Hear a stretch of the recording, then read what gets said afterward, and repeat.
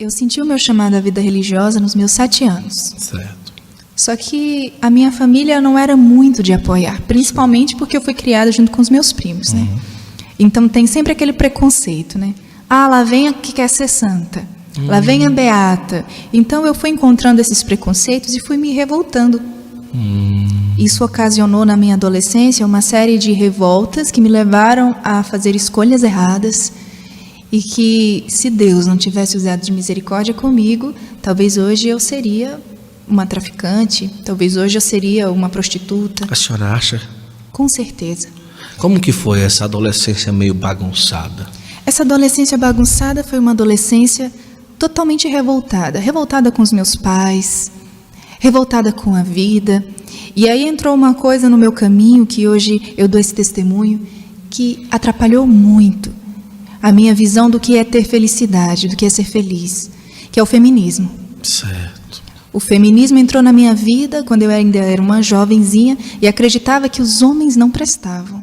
Entrou como? Alguém que chegou, a senhora escutou alguém falando? Influências, Guto. Influências na internet, influências na televisão. Certo. Você assiste novelas que hoje em dia eu acredito que seja um mal muito grande essa questão de empoderamento das mulheres. Sim. Isso não existe. O poder da mulher está em ela ser pequena diante de Deus, humilde, assim como Nossa Senhora. Mas isso de querer ser maior do que os homens, querer ser melhor, eu fui crescendo com esse pensamento. Fui fazendo escolhas erradas, tomando decisões erradas. Então fazia de tudo para ser notada, numa futilidade tão grande, uma superficialidade tão grande. A questão do vestuário, a questão do palavreado, a questão de como se portar como mulher. Era uma pessoa totalmente vazia. Isso com 15 anos, mais ou menos. 15, 16? 16, 17, 18. Nossa.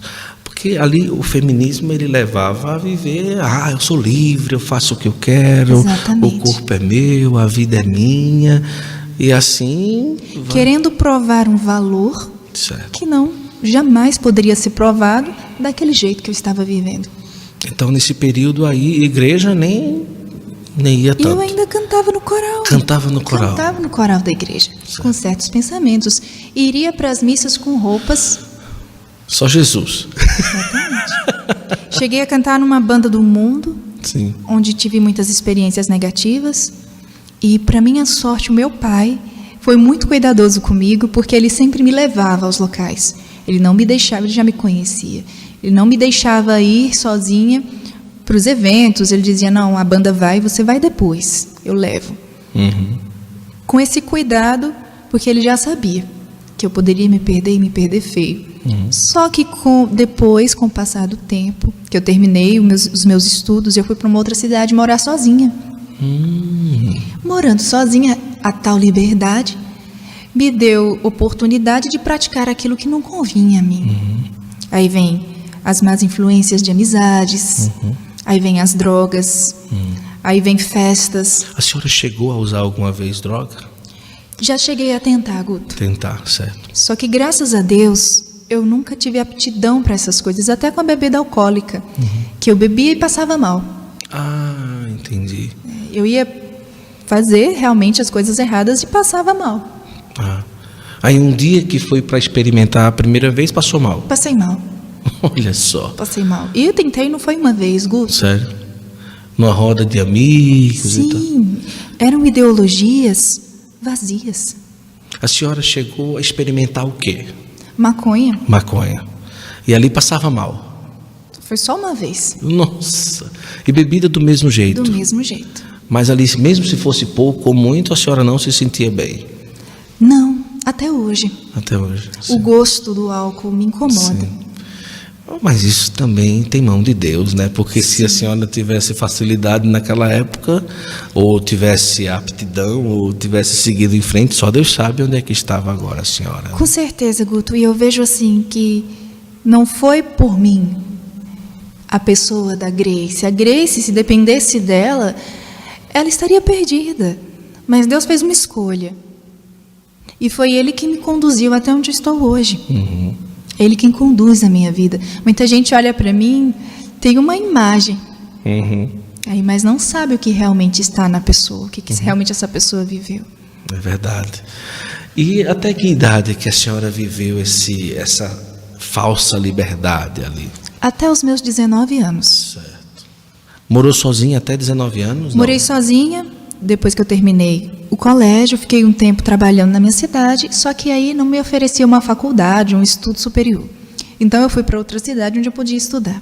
Nesta cidade foi onde tudo começou, a questão da prática daquelas coisas que eu já vinha alimentando com o tempo, né? Certo. E foi onde eu tive a oportunidade, estava fora dos olhares dos meus pais. E ali? Eu poderia fazer o que eu queria. E com os meus 19 anos, teve uma frase que mudou a minha vida. Que era a seguinte: se Nossa Senhora batesse na sua porta. Eu sempre gostei de Nossa Senhora, porque ela era uma figura feminina que era valorizada dentro da igreja. A única mulher que talvez tivesse um lugar de destaque na igreja católica. Então, para mim, ela era empoderada. Poder? Mas vamos lá. Sim. Então, quando eu ouvi a frase que disse assim: se Nossa Senhora batesse na sua porta à noite, numa noite de tempestade, toda molhada, você teria roupa para emprestar para ela? Tá. Aí eu parei para pensar: meu Deus, se eu admiro tanto essa mulher, se ela para mim é um ícone, por que eu não devo me parecer um pouco mais com ela? E foi mudando o meu exterior que o meu interior começou a encontrar o seu lugar. Passei a mudar a minha forma de vestir e conheci o tratado da verdadeira devoção. Tá. Então, o responsável pela minha conversão. E ali, uma experiência praticamente a senhora em Nossa Senhora, a senhora em Deus. Não foi algo que no encontro, no momento, pode ter sido depois ali, mas essa força de Deus, esse acontecimento foi ali interiormente. A senhora diante dessa situação de Nossa Senhora e de Nosso Senhor. E as roupas, a senhora fez o quê com tudo que tinha? Foi mudando aos poucos? Na época eu trabalhava num local de estética. Então eu falei para as minhas colegas: olha, eu estou me desfazendo das minhas roupas, alguém tem interesse? Elas quiseram. Elas perguntaram por quê, não? Não. A senhora só disse: estou me desfazendo das roupas? Aí elas aceitaram e assim eu me desfiz dessas roupas. Mas eu não gostaria de vê-las usando, porque não eram roupas que valorizassem elas, né? Mas enfim, e eu fui mudando aos poucos. Então me consagrei a Nossa Senhora segundo o método de São Luís, no dia 8 de dezembro de 2016. Dia da Imaculada. Então, em 2017, que foi o ano mariano, que eu senti o chamado da vocação religiosa mais forte dentro de mim. Voltou. Lá dos 7 anos. Isso. Voltou.